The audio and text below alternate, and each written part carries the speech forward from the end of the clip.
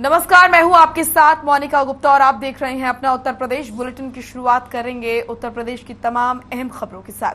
UP में हुए उपचुनाव में बीजेपी का डंका देखने को मिला। बड़ी खबर इस वक्त की, आजमगढ़ और रामपुर में बीजेपी का डंका। आजमगढ़ में जीते दिनेश लाल यादव निरहुआ, रामपुर में घनश्याम लोधी ने मारी बाजी। आजम के गढ़ में लोधी ने मारी सेंध। इस वक्त की ये बड़ी और अहम खबर आपके सामने। आपको बता दें कि यूपी के आजमगढ़ और रामपुर लोकसभा उपचुनाव में बीजेपी का डंका बजा। आजमगढ़ में दिनेश लाल यादव निरहुआ ने जीत दर्ज की। आजम के गढ़ रामपुर में घनश्याम लोधी ने मारी बाजी। इस वक्त की ये बड़ी और अहम खबर आपके सामने। आपको बता दें कि उपचुनाव में बीजेपी का डंका देखने को मिला। आजमगढ़ और रामपुर लोकसभा उपचुनाव में बीजेपी ने बाजी मारी। आजमगढ़ में दिनेश लाल यादव निरहुआ ने जीत दर्ज की, तो वहीं आजम के गढ़ रामपुर में घनश्याम लोधी ने जीत दर्ज की। ये बड़ी और अहम खबर आपके सामने। यूपी के आजमगढ़ और रामपुर लोकसभा उपचुनाव में बीजेपी का डंका। आजमगढ़ में दिनेश लाल यादव निरहुआ ने जीत दर्ज की। आजम के गढ़ रामपुर में घनश्याम लोधी ने मारी बाजी।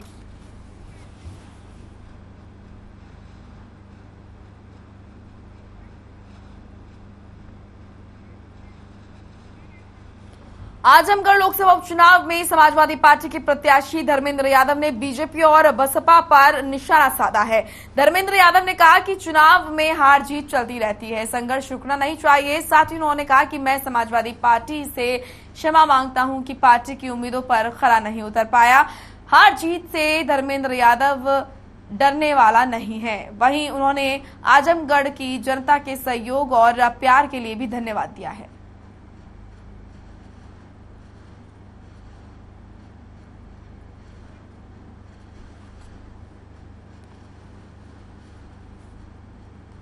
तो आपको बता दें कि उपचुनाव में बीजेपी की जीत पर धर्मेंद्र यादव ने कहा कि हार जीत तो चलती रहती है। साथ ही उन्होंने बीजेपी और बसपा पर भी निशाना साधा। चलिए अब खबर मथुरा से, जहां महामहिम राष्ट्रपति रामनाथ कोविंद 27 जून को धर्मनगरी वृंदावन दौरे पर रहेंगे। प्रदेश की राज्यपाल आनंदीबेन पटेल और मुख्यमंत्री योगी आदित्यनाथ उनकी अगुवानी करेंगे और इसके बाद राष्ट्रपति रामनाथ कोविंद ठाकुर बांके बिहारी महाराज के दर्शन और पूजा अर्चना करेंगे। वहीं नगला रामताल स्थित कृष्णा कुटीर महिला आश्रय सदन में माताओं से मुलाकात कर बातचीत करेंगे। महामहिम की सुरक्षा को लेकर आरपीएफ और आपको बता दें कि आरआरएफ, पीएसी के अधिकारी और जवानों के साथ ही कई जनपदों का पुलिस बल तैनात किया गया। वहीं कई सुरक्षा एजेंसियां भी पूरी मुस्तैदी के साथ कार्यक्रम स्थल पर निगरानी बनाए हुए हैं।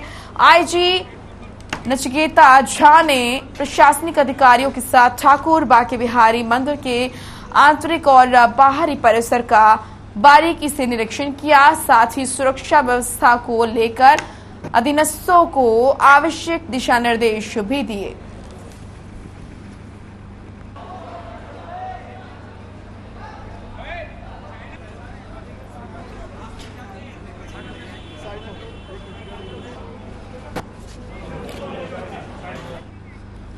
मथुरा में भारत के राष्ट्रपति ने एक दिवसीय दौरे पर वो रहेंगे।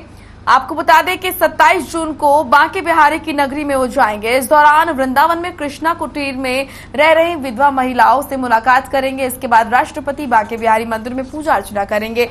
वहीं राष्ट्रपति के दौरे को लेकर जिला प्रशासन ने तैयारी कर ली है। साथ ही कृष्णा कुटीर पर आगमन को लेकर प्रशासनिक अधिकारियों का जमावड़ा लग रहा है।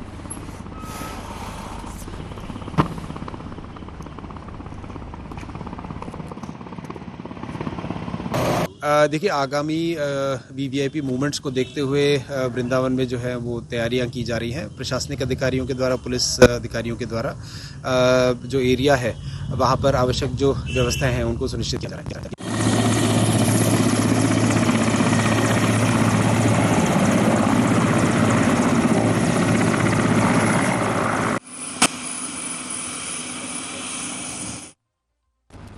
राष्ट्रपति रामनाथ कोविंद के दौरे को लेकर मथुरा प्रशासन भी पूरी तरह से तैयार है। मथुरा के एसएसपी डॉक्टर गौरव ग्रोवर ने पुलिस ब्रीफिंग के बारे में जानकारी दी। उन्होंने बताया कि मथुरा समेत अन्य जनपदों से आए पुलिस के अधिकारियों को उनकी ड्यूटी पॉइंट बताकर उन्हें सुरक्षा में मुस्तैद रहने के निर्देश दिए गए।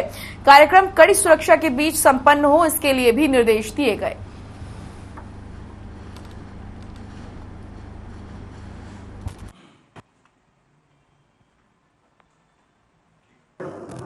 देखिए, कल के वीआईपी कार्यक्रम के संबंधित आज यहाँ पर जनपद मथुरा व बाहर से आए हुए सभी गस्टेड ऑफिसर्स, आए हुए सभी इंस्पेक्टर, सब इंस्पेक्टर और बाकी पुलिस कर्मियों की एक बहुत ही extensive briefing ADG zone sir, IG range sir, मुख्यालय से आए हुए सीनियर ऑफिसर्स द्वारा और बाकी सभी के द्वारा की गई है। सभी अधिकारियों को उनके ड्यूटी पॉइंट्स, उनके एरिया ऑफ रिस्पॉन्सिबिलिटी के बारे में बताया गया है। उनके साथ जो फोर्स आवंटित किया गया है उसकी भी डिटेल बुकलेट के माध्यम से दी गई है। सभी ऑफिसर्स द्वारा अपने अपने ड्यूटी पॉइंट्स को बारीकी से जाकर के उसका मुआयना कर लिया है। कानपुर से लगातार मिल रही वक्फ की संपत्तियों पर नाजायज कब्जे और अवैध इमारतें बन जाने की शिकायतों को देखते हुए सेंट्रल वक्फ बोर्ड के चेयरमैन अली जैदी आज कानपुर पहुंचे, जहां भव्य स्वागत उनका किया गया। उसके बाद चेयरमैन अली जैदी शूटरगंज की मस्जिद का निरीक्षण करने के लिए पहुंचे। वहां निरीक्षण करने के बाद नवाबगंज बड़ी यहां पर करबला का निरीक्षण किया। उन्होंने कहा कि सभी अवैध कब्जों को कानूनी कार्रवाई करके जल्द ही कब्जा मुक्त कराया जाएगा।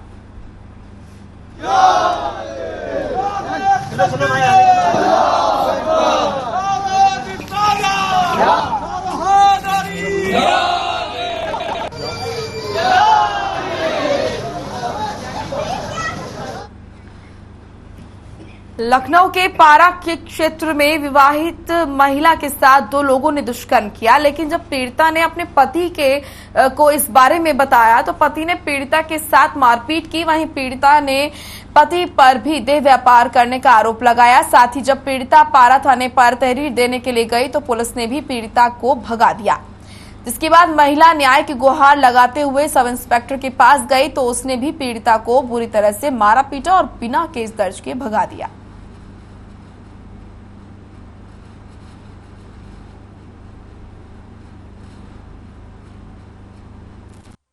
और तुम्हारे साथ क्या हुआ था? मतलब हमारे साथ अभी थाने में नहीं, पहले क्या हुआ था? पहले जैसे हमने दोनों लोग, मतलब वो लड़का सबसे मेरे साथ गलत कर दिया, उसमें मतलब बहुत ज्यादा केस हुआ। ठीक है, मुकदमा लिखा गया। कई दिन से तुम थाने पर दौड़ रही हो? 15 दिन से। 15 दिन से? हाँ। थाने पर तुमसे क्या कहा गया? हमसे रीना जी कह रही है 15 तारीख से दरोगा के साथ बलात्कार करो तब तुम्हारे करेंगे इंस्पेक्टर सर से। और हमने कहा हम ऐसा नहीं करेंगे, हमारी तुम मदद कर दो दीदी। ठीक है। और जो सचिन की मम्मी हो रही है, पैसे इसे दिए हैं, हमसे कह रहे जो करवाना करवा ले, उल्टा सी गाड़ी दे मारती पीट दी हमको। पैसा तुमने किस किस को दिया? हमने विमल को। कौन विमल है ये? पत्रकार है, अभी हमको मारा है। ठीक है, रीना जी हमसे कह रहे, रीना जी हमसे कह रहे ऐसा ऐसा बयान दो, नहीं देगी तो को मारेंगे। हम बयान दिया है, कह रहे थे ऐसा बोल, पत्रकार ने तेरी मदद करने के लिए, कागज बनवाने के लिए पैसे लिया है। उसके फूफा मेरे साथ जबरदस्ती बलात्कार किए थे। हाँ, उसके बाद मुकेश भी किया था। मुकेश, उसके फूफा का नाम क्या था? प्रेम। और मुकेश, इन दोनों ने बलात्कार एक साथ किया, अलग अलग किया? अलग अलग किया। इसका है नाले पे, कहाँ पे किराए पर रहने दी? मतलब नाले पे। अच्छा, इसकी तहरीर आपने कहाँ दी? सुनवाई हुई आपकी? नहीं, हमको गाली वाली देते हैं इंस्पेक्टर साहब, और रीना भी मतलब गाली वाली देते हैं, मारा पीटा भी खूब। रीना कौन है? और क्या मामला हुआ आपके साथ? मतलब अभिन्नो मतलब पैसे लिया था। विमल पैसे ले कह रहे थे हम तुम्हारी मदद करेंगे, और बाद में हमारी मदद भी नहीं कर रहे, कह रहे थे हम नहीं करेंगे। ये लोग कौन है? पत्रकार है। कितना पैसा लिए थे? 1500 रुपया। आपसे? हाँ। क्या कहा था इन लोगों ने? कह रहे थे हम तुम्हारी मदद करेंगे। फिर उसके बाद जो मदद में क्या मदद करेंगे? कह रहे थे मुकदमा लिखवा देंगे तुम्हारा थाने पे। हाँ। फिर उसके बाद क्या हुआ? फिर मतलब कह रहे थे हम नहीं लिखवाएंगे, जहाँ जाना जाओ। इन लोगों ने कहा? हाँ। उसके बाद हमने कहा तुम मेरे पैसे दिया था, कह रहे थे किसके सामने पैसे दिया हो। कासगंज से एक ऐसा मामला सामने आया है जिसमें एक युवक की फेसबुक पर युवती से दोस्ती हुई और फिर उसके बाद प्यार हो गया, जिसके बाद अपने प्यार को पाने के लिए युवक भारत छोड़ बांग्लादेश पहुंच गया। ये घटना कासगंज के सहावर थाने की है, जहां रहने वाले एक भट्टा कारोबारी ने 17 दिन पहले अपने बेटे के घर से अचानक लापता होने की शिकायत दर्ज करवाई थी। पुलिस ने जब इस मामले की जांच शुरू की तो वो भी हैरान रह गई।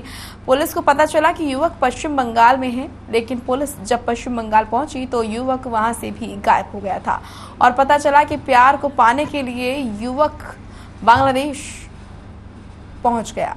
पुलिस के मुताबिक युवक एंजल क्वीन नाम की युवती से फेसबुक के जरिए संपर्क में था, जिससे मिलने के लिए वो बांग्लादेश तक पहुंच गया। बांग्लादेश में युवक कहां है ये अभी स्पष्ट नहीं है। पुलिस ने विदेश मंत्रालय से इस पूरे मामले की जानकारी प्रेषित की है। विदेश मंत्रालय से युवक के बारे में फिलहाल अभी कोई जानकारी नहीं मिल पाई।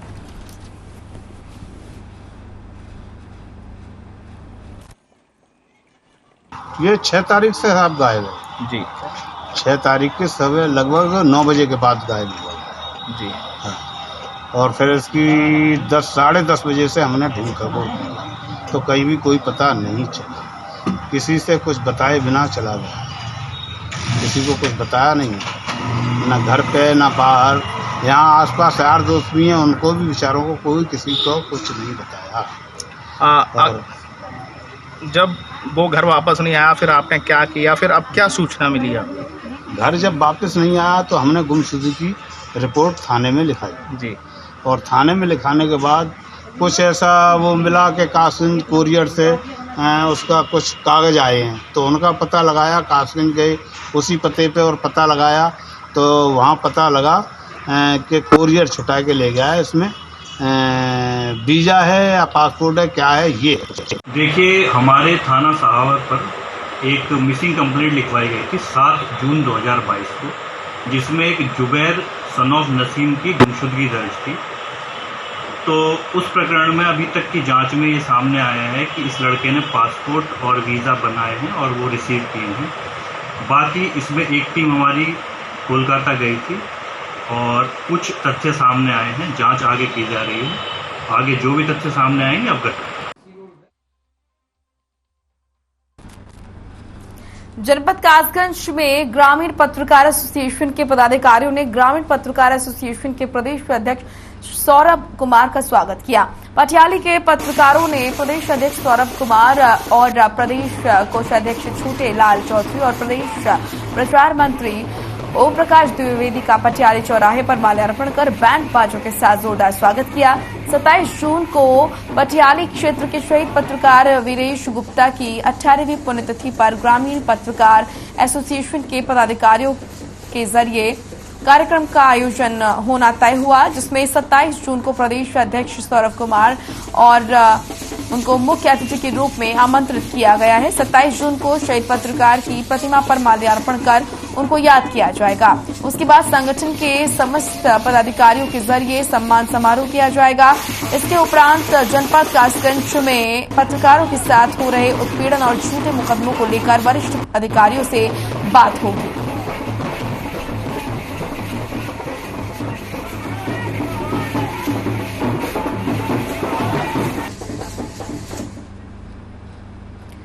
चलिए अब खबर प्रतापगढ़ से है, जहां एक महिला वाराणसी से दिल्ली जा रही, लेकिन महिला जब प्रतापगढ़ रेलवे स्टेशन पर सामान लेने उतरी तो ज्यादा भीड़ होने की वजह से वो ट्रेन में नहीं चढ़ पाई, जिससे महिला की ट्रेन छूट गई। जिसके बाद महिला ने जीआरपी पुलिस को सूचना दी। इस पर ड्यूटी पर तैनात उपरोक्त कर्मियों ने महिला के परिजनों को संपर्क किया और सकुशल परिवार वालों से मिलवाया।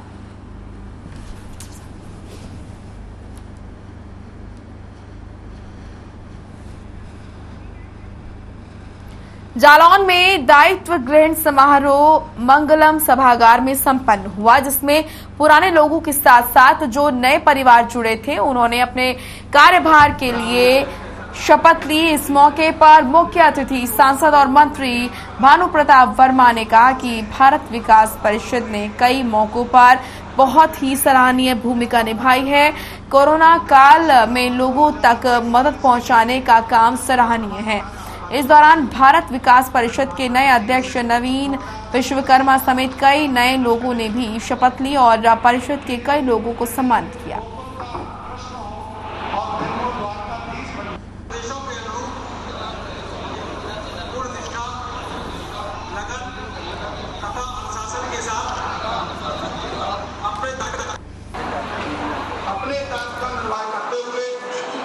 विशेष रूप से आज भारत विकास परिषद की मुख्य शाखा हो रही, जिसका चुनाव पूर्व में संपन्न हो गया था। आज दायित्व ग्रहण समारोह का कार्यक्रम यहाँ संपन्न हुआ है और विशेष रूप से अध्यक्ष नवीन विश्वकर्मा जी ने शपथ ली, उनके साथ उनकी टीम ने। और आज इस हमारे भारत विकास परिषद के परिवार में नए परिवार भी जुड़े हैं, उन लोगों ने भी अपने दायित्व की शपथ लिया। अपने दायित्व का निर्वाह करते हुए परिषद का गौरव बढ़ाने का कैसा कार्य क्या किस उद्देश्य। कानपुर में राज्य कर्मचारी संयुक्त परिषद ने कार्यक्रम का आयोजन किया। वहीं आपको बता दें कि परिषद के सम्मानित संबंध संगठनों के प्रतिनिधियों के जरिए महामंत्री शिव बरन यादव, प्रदेश के संरक्षक और निर्वाचन अधिकारी अविनाश श्रीवास्तव के माध्यम से कानपुर नगर का अध्यक्ष बिना रोक टोक के चुना गया। साथ ही परिषद के वरिष्ठ उपाध्यक्ष के रूप में देवर्षि दुबे, मंत्री के रूप में उदयराज सिंह यादव और यहाँ पर संप्रेक्षक के रूप में मेवालाल कनौजिया निर्विरोध चुने गए। इस दौरान सभी सम्मानित संगठन के प्रतिनिधियों का हार्दिक आभार और धन्यवाद किया गया।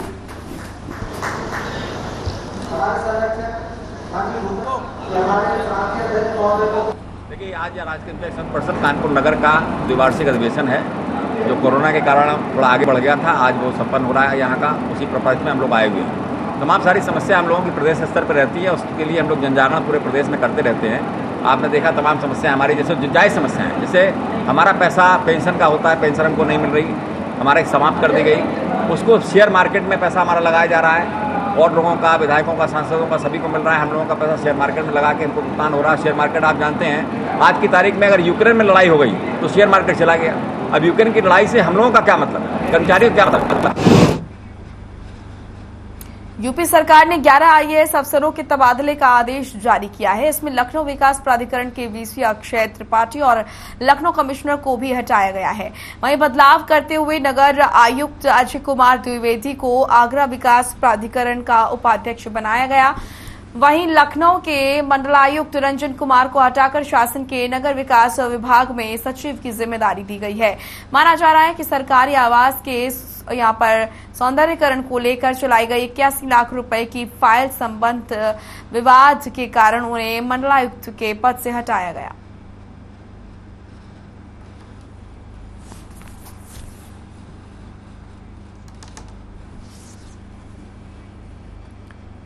यूपी में अधिकारियों के तबादलों की लिस्ट जारी होने के बाद अब 59 पीसीएस अधिकारियों के तबादले की लिस्ट भी जारी हो गई है। मथुरा में भी आईएएस आईपीएस के तबादले हुए हैं।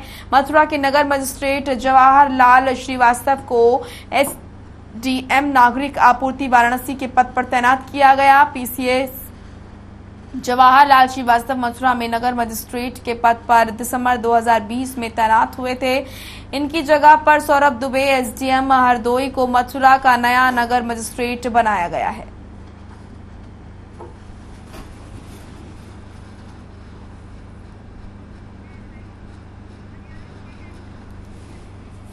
चलिए अब खबर औरैया से है, जहां अपर मुख्य सचिव अवनीश अवस्थी ने बुंदेलखंड एक्सप्रेसवे का निरीक्षण किया। वहीं अवनीश अवस्थी को बुंदेलखंड एक्सप्रेसवे पर पुलिस के जवानों ने उन्हें सलामी दी। साथ ही जिलाधिकारी चांदनी सिंह ने उनकी अगवानी की।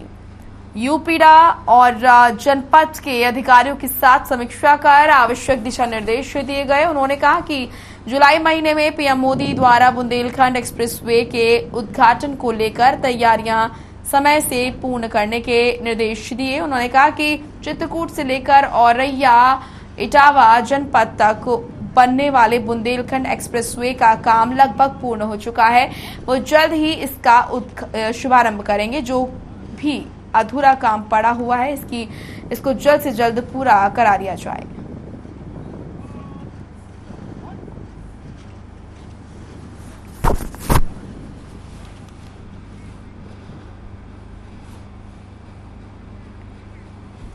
प्रतापगढ़ में एक तरफ पुलिस और प्रशासनिक टीम मुख्यमंत्री की अगुवानी में व्यस्त थी, तो वहीं हिस्ट्री शीटर वीडीसी के घर भौतिक सत्यापन के लिए पहुंची पुलिस टीम पर हिस्ट्री शीटर और परिजनों ने हमला बोल दिया। इस दौरान पुलिस टीम पर पथराव भी किया गया। हमले में उप निरीक्षक मुसाफिर यादव घायल हो गए। पथराव के चलते पुलिस को जान बचाने के लाले पड़ गए। दूसरों के घरों में छिपकर पुलिसकर्मियों ने खुद को बचाया। हालांकि दूसरी ओर हिस्ट्री शीटर राजेश यादव की मां ने पथराव की घटना से इनकार किया और पुलिस पर ही उल्टा मारपीट करने का आरोप लगाया है।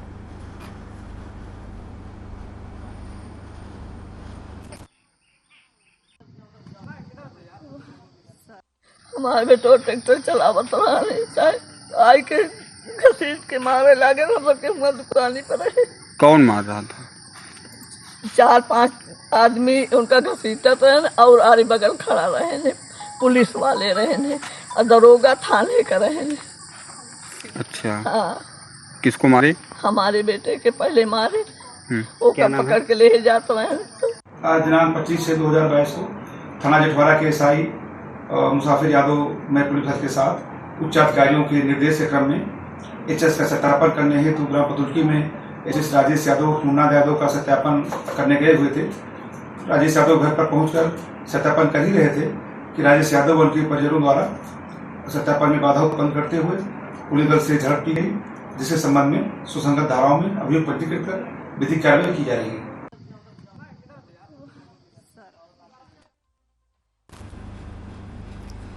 गाजीपुर के जगदीशपुर गांव में उस वक्त अफरा तफरी मच गई जब नवाबगंज में किराए के मकान में रह रहे 2016 बैच के एसआई अतुल सिंह कमरे में मृत मिले। बताया जा रहा है कि नवाबगंज थाने में तैनात दरोगा का मोबाइल नंबर रात से ही बंद था। इनका परिवार लखनऊ में रहता है। सुबह परिजनों ने सूचना दी कि बेटे से संपर्क नहीं हो पा रहा है, तो साथ ही पुलिसकर्मी दरोगा के कमरे पर पहुंचे तो पाया कि दरोगा का शव बाथरूम में पड़ा हुआ है।